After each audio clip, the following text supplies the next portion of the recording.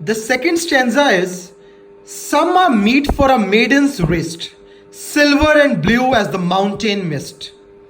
Some are flushed like the buds that dream on the tranquil brow of a woodland stream. Some are aglow with the bloom that cleaves to the limpid glory of newborn leaves. The second stanza onwards, the speaker talks of the kinds of the bangles he has. In Indian society, bangles have an important cultural and religious place. Different colored bangles are worn by women in different stages of life. Some of these bangles are suitable for a maiden's wrist, that is a young unmarried girl's wrist.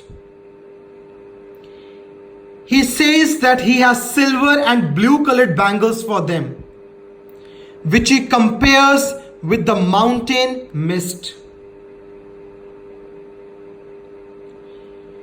Because a mist is characterized by freshness, beauty, and purity. Then in his load, he has rosy pink colored bangles for these maidens, and he compares these bangles with the buds that bloom on the calm surface of the forest stream.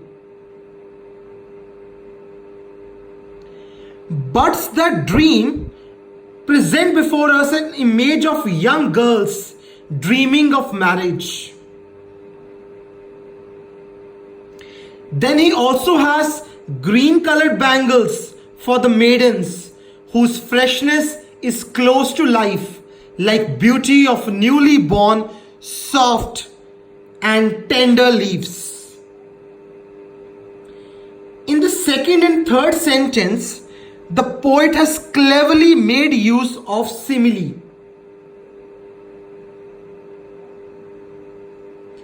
As the mountain mist, like the buds. We all know that simile is that figure of speech in which comparison is made using the words such as like or as. So, as the mountain mist, like the buds. In the third sentence, buds that dream. The figure of speech is personification here, because non-humans are given the human attributes, as dreaming is done by humans, and here buds are said to dream. In this stanza, the poet represents the stage of youth in women's life. Now the third stanza. Some are like fields of sunlit corn, meet for a bride on her bridal morn. Some like the flame of her marriage fire, or rich with the hue of her heart's desire. Tinkling, luminous, tender and clear, like her bridal laughter and bridal tear. In the third stanza, the bangle sellers say that some of their bangles are yellow, like the fields of sunlit corn. And those bangles of yellow color are perfect for a morning when she will become a bride.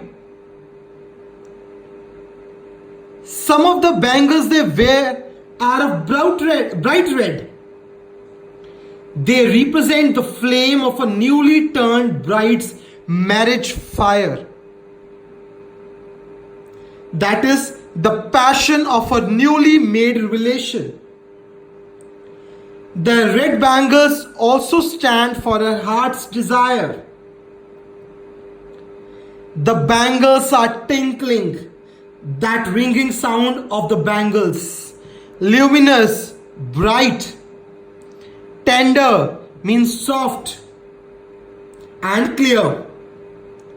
They express both her joy of starting a new life with her husband, but also the sorrow of leaving her parents behind.